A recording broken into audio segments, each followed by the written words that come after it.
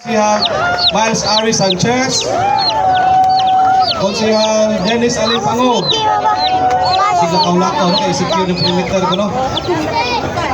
And of course, Conskit Cortez, na napo na rin itong SK representatives na si Miss Lex, napo si Juan Derek Colonia, and of course, ang atong former barangay captain who is also our chairman sa Committee on Entertainment, itong Kalingaw Matagabi, Kap Mayang Sanchez, ang atong mga lovely judges, no, for this for tonight's activity.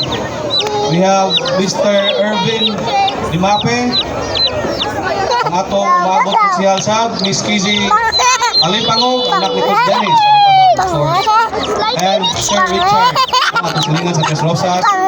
Kaya, ako na sa salamat, you know, sa tanang tabang sa atong mga makagabing kalingawan. Grabe kayo